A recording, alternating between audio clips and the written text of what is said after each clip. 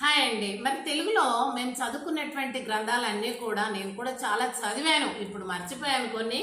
ఎందుకంటే వాడుకలో లేని రిటైర్డ్ అయ్యాను కాబట్టి. ఏంటంటే ఆ యొక్క ఆదర్శ గ్రంథం అనే రామాయణానికి ఉంది కానీ మరి అందులో ఆదర్శ పురుషుడు అనే రాముని ఉన్నాడు. రాముని రాజు అనే ఉంది.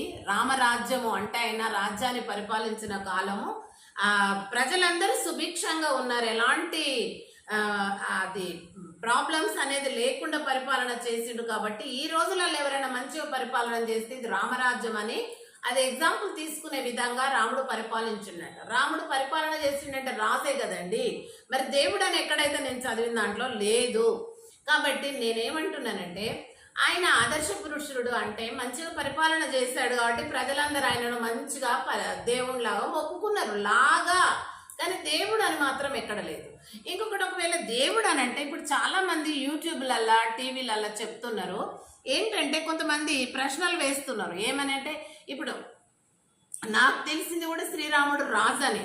ఎందుకంటే రామరాజ్యము రాజు అయోధ్యను పరిపాలించిన దశరథ మహారాజు యొక్క పెద్ద కుమారుడు, పెద్ద భార్యకు ప్రథమ సంతానం అని తెలుసు.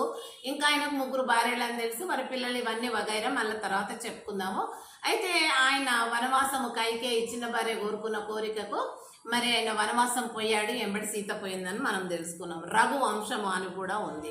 మరి రాజు కుమారుడు అని ఉంది. రాకుమారుడు అంటే మరి రాజే కానీ దేవుడు ఎలా అవుతాడండి? మరి ఈ రకమైనటువంటి నిజాలు మరి ఆ గ్రంథంలోని మరి రాసిన కవులకే తెలియాలి.